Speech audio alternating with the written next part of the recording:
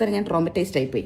അശ്വിനാവുന്നൊക്കെ മാറ്റോടും അപ്പൊ തന്നെ ഞാൻ ട്രോമറ്റൈസ്ഡ് ആയിപ്പോയി. അപ്പൊ അതിനേക്കാൾ ഇപ്പം അശ്വിനായാലും അത് താല്പര്യമില്ല. അശ്വിനും ഇതുപോലെ ഒന്ന് പ്രൈവറ്റ് ആയിട്ട് നമ്മൾ 3 പേരും എവിടെയെങ്കിലും ഇപ്പൊ ബേബി ഇച്ചിരിയുടെ വലുതായിട്ട് വെൻ ഹി റിമെമ്പേഴ്സ് ഓക്കെ അവന്റെ ബർത്ത്ഡേ ഇപ്പൊ അവന് വേണ്ട കേക്ക് അങ്ങനെ വേണം, അവനെ ടോയ്സ് അങ്ങനെ വേണം എന്നൊക്കെ പറയുമ്പോൾ നമുക്ക് അഫ്കോഴ്സ് അങ്ങനെ ചെയ്തു കൊടുക്കാൻ പറ്റും. എല്ലാവരെയും വിളിച്ച് അവനൊരു ഗിഫ്റ്റ് ഒക്കെ കിട്ടട്ടെ, എന്റർടൈൻമെന്റ് ആവട്ടെ എന്നൊക്കെ വിചാരിക്കാം. പക്ഷെ ഇതിപ്പോ എല്ലാവരും ഗിഫ്റ്റ് കൊണ്ട് വന്നാലും അവ അത് മൈൻഡ് പോലും ചെയ്യത്തില്ല. അവനാകെ വീട്ടിലുള്ള 1-2 ചട്ടിയും കല്ലൊക്കെയാണ് അവന് ഇഷ്ടം. നമ്മളതൊക്കെ കൂടെ പറക്കി എടുത്ത് ഫ്ലാറ്റിൽ കൊണ്ട് വെക്കണം. അവസാനം ഫ്ലാറ്റിലിരുന്ന് പൊടി പിടിക്കും. അവസാനം അത് വേറെ ആർക്കെങ്കിലും എടുത്ത് കൊടുക്കണം.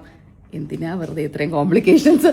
അതുകൊണ്ടാണ് നമ്മൾ പിന്നെ അതൊക്കെ മാറ്റി വെച്ചിട്ട് നമ്മൾ ബഡ്ജറ്റ് ഹോളിഡേസിന് അപ്പം തന്നെ മെസ്സേജ് നമുക്ക് ഏതെങ്കിലും ഒരു ട്രിപ്പ് പ്ലാൻ ചെയ്യണം, ട്രിപ്പ് പോവാം. അതാകുമ്പോൾ ഒരു കുഞ്ഞു കപ്പ് കേക്കോ എന്തെങ്കിലും മേടിച്ചിട്ട് ഭൂമിക്ക് നമ്മൾ പാട്ട് പാടിക്കൊടുത്ത് അവനൊരു സ്പെഷ്യൽ ഡേ, അവന് വേണ്ട പോലെ അവന് സ്വിമ്മിംഗ് പൂളിലൊക്കെ പോയ ഇഷ്ടം, അവനെ പൂളിൽ കൊണ്ടുപോകുന്നു, അവനെ നമ്മൾ കറങ്ങാൻ പുറത്ത് കൊണ്ടുപോകുന്നു, അവനിങ്ങനെ എവിടെയെങ്കിലും കറങ്ങി നടന്നാലും കുറച്ച് കഴിയുമ്പോൾ അവന് പാല് കുടിക്കണം, ഫുഡ് കഴിക്കണം. അപ്പൊ അവന്റെ ഇഷ്ടത്തിൽ നമ്മളിങ്ങനെ കൊണ്ടുപോയിക്കൊണ്ടിരിക്കുകയാണ്. ഇപ്പൊ തന്നെ ഞാൻ പൊതുവേ ഹോട്ടൽ റൂംസിൽ വരുമ്പോൾ ഇവനെ തറയിൽ ഇറക്കി വിടാറില്ല. ഇപ്പൊ ഞാൻ തറയിൽ ഇറക്കി വിട്ടേക്കാണ്. അവന് ഇഷ്ടമാണ്, അത് ചെയ്യട്ടെ എന്ന് വെച്ചങ്ങ് വിട്ടേക്കുക.